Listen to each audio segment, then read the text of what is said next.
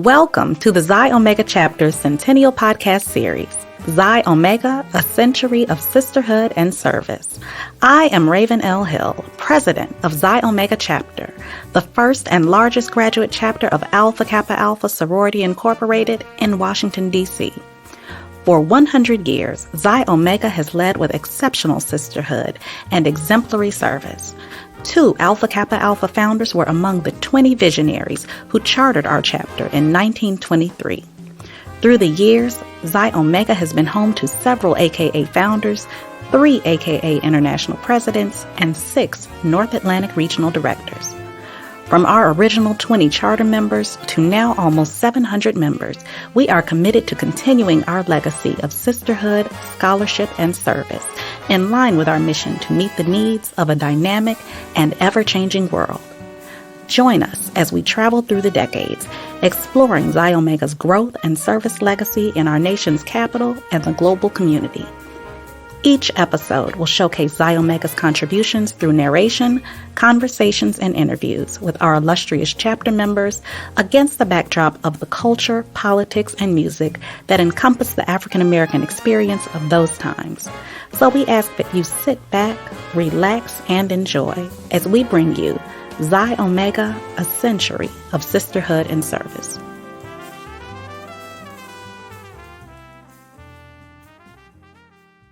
Good evening. I'm speaking to you tonight to give you a report on the state of our nation's economy, and regret to say that we're in the worst economic mess since the Great Depression. Welcome to the 1980s. Ronald Reagan serves 2 terms as President of the United States. He contends that tax relief for the wealthy and for corporations will stimulate the economy and create new jobs. Instead, there is a deep recession in 1982, which has a significant impact on the lives of residents in Washington, D.C. The early 80s saw the rise of the human immunodeficiency virus and the syndrome it caused, acquired immunodeficiency syndrome, HIV/AIDS. The disease spreads rapidly and impacts every sector of society, with communities of color experiencing a disproportionate burden of the impact. By the late 1980s, HIV/AIDS was the number 1 global threat to public health. This news service will be called the Cable News Network and will program continually updated half-hour segments of national news, business news, sports, and features 24 hours a day. During the 1980s, CNN becomes the first 24-hour cable news network. Howard University launches the first public broadcasting television station licensed to an HBCU, an historically black college or university. Music bursts into the cable TV industry as MTV broadcasts music videos highlighting rock stars. The 1980s saw several firsts. Jesse Jackson became the first African-American male to run for President of the United States. Georgetown University's John Thompson Jr. is the first African-American coach to win the NCAA basketball championship. In 1988, Doug Williams, playing for the Washington, D.C. football team, is the first black quarterback to win a Super Bowl. Alpha Kappa Alpha member Felicia Rashad co-stars in The Cosby Show, spotlighting a professional black family. For 4 years in a row, it is the most watched television program. We are sorors and we're striving. We have to work, sometimes we have to cry. We have to hold on to Alpha Kappa Alpha, and we'll keep holding on until we die. Alpha Kappa Alpha Sorority Incorporated celebrates a milestone, 75 years. The Diamond Jubilee International Conference is held in Washington, D.C. in 1984. Xi Omega members serve as chairman and co-chairman, supported by many members of the chapter. The early 1980s found Xi Omega chapter settling into a new home that would elevate the chapter's ability to serve the community. Xi Omega member Iris McCullum Green talked with Xi Omega member Cheryl Parker, who, at the time, is the chapter's recording secretary and one of the signatories on the purchase documents. One of Xi Omega's most significant actions in the 1980s was the purchase of a new home, its current sorority house located at 4411 14th Street Northwest. The building was renovated under the supervision of the African-American architecture firm Bryant & Bryant. Prior to relocating, Xi Omega owned a building on what would have been dubbed as Sorority Fraternity Row on New Hampshire Avenue Northwest. Delta Sigma Theta, Zeta Phi Beta sororities, as well as Alpha Phi Alpha and Kappa Alpha Psi fraternities own houses in the DuPont Circle area. This new Xi Omega Center provided chapter members with a vast array of opportunities to engage with the community. This new and larger building afforded Xi Omega the opportunity to engage with members of the community. An example is our longest-running program of service, Monday Activities, started as our outreach to retirees and senior citizens from the community and chapter. Its theme is turning Blue Mondays into pink and green splendor, and featured bridge classes, Spanish classes, arts and crafts, games, and exercise. We also provided a nutritious lunch. During Cheryl Parker's tenure as Xi Omega president in the late 1980s, the chapter partnered with the D.C. public school system to adopt 4 neighborhood schools. Ms. Parker details the services the chapter provided its partner schools. The 4 neighborhood schools were Roosevelt High School, McFarland Junior High School, now middle school, Pepworth and Powell Elementary Schools. The chapter provided scholarships to Roosevelt High School graduates, conducted a health fair, and participated in the host program. A family day was also held at Roosevelt, during which students and their families were offered opportunities to receive information on jobs, health, businesses, colleges, and careers. I was very proud of our involvement because I worked as a librarian at Roosevelt High School. At McFarland, the chapter provided a food bank. At Pepworth and Powell, a summer enrichment camp and health fairs were conducted. Some of the other programs Xi Omega sponsored for DC children were vision screenings, a project conducted in collaboration with the Prevention of Blindness Society, in which children ages 3 to 7 years were screened for eye problems, a summer reading program, and a teenage pregnancy workshop. Xi Omega president from 1986 to 1989, Cheryl Parker. Throughout the 1980s, Marion S. Barry Jr. served as mayor of the District of Columbia. He was among Xi Omega's guests in 1981 at the laying of the cornerstone of its new home, located at 4411 14th Street Northwest.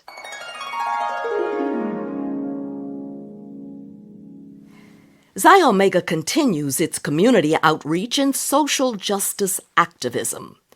With a keen interest in children, Xi Omega members work with the Saturday School at whatever place they could get, a member's home, the basement of a church, wherever they could teach young people math, science, and reading to help improve their skills. Xi Omega members are socially astute and civic-minded. They participate in the 20th anniversary of the 1963 March on Washington. Operation Big Vote, a national program to register minority voters, is another effort which chapter members support. In addition to marching on the U.S. Capitol in support of voter registration, Chapter members hold voter registration drives at the Xi Omega Center. The Free South Africa and anti-apartheid movements began in earnest in 1984. None of us are free until all of us are free became the rallying cry, said Xi Omega President Evelyn Gray, as more than 60 Xi Omega members joined daily protests against apartheid at the South African Embassy. 3 Xi Omega members are arrested for trespassing during one protest. To be arrested for this cause was a badge of honor. During this same period, Alpha Kappa Alpha develops other avenues to impact the lives of African countries and adopts more than 27 African villages. Xi Omega adopts a village in Niger called Wallam. The chapter partners with the organization Africare to help Wallam get a well for their water hydration project. In 1988, Xi Omega chapter establishes the Xi Omega Educational Foundation. It is the fundraising arm of Xi Omega with a mission to provide scholarships to deserving college-bound high school seniors in the Washington metropolitan area.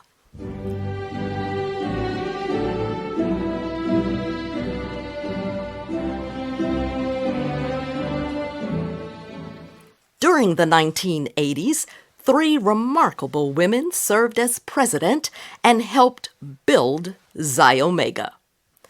Ozille Shine Brown was Xi Omega's 26th president, serving from 1980 to 1981. She signed the deed to purchase Xi Omega's current location and conceived the HOSTS program, which stands for Helping One Student to Succeed, a mentoring program for young girls. Evelyn T. Gray served as Xi Omega's 27th president from 1982 to 1985. Numerous community activities were initiated during her tenure, including the Saturday School and Monday activities. Chapter members also gave generously of their time and money to senior centers and sickle cell anemia research. Cheryl Parker, 28th president of Xi Omega, served from 1986 to 1989. During her presidency, Xi Omega organized a Partners in Education Pact with 4 schools in the community to offer scholarships, summer enrichment camps, food banks, vision screening, and teen pregnancy workshops.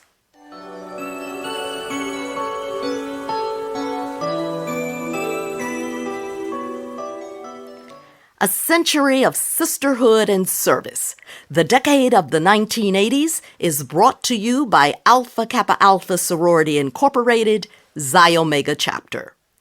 Executive producer, Ayana Roche. Director of Research, Bonnie Jones-Moon.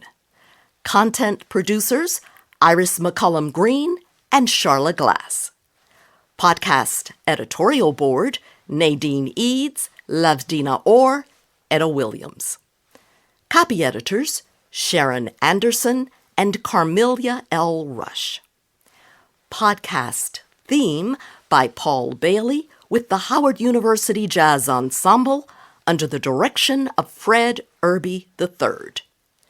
Technical production, Ashley Donald. I'm Diane Johnson.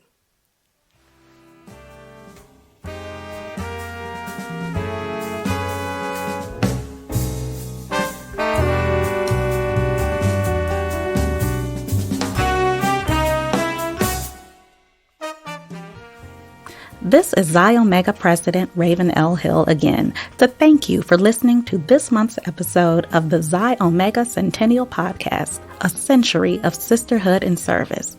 We hope you found it informative as well as entertaining, and that you will recommend it to your family and friends. We have dedicated a great deal of time to ensure that our centennial events are thought-provoking and interesting, and we hope you will have an opportunity to see some of the activities we have planned. To stay up to date with our calendar of events, please follow us on Facebook, Instagram, and Twitter, and online at akaxo.org.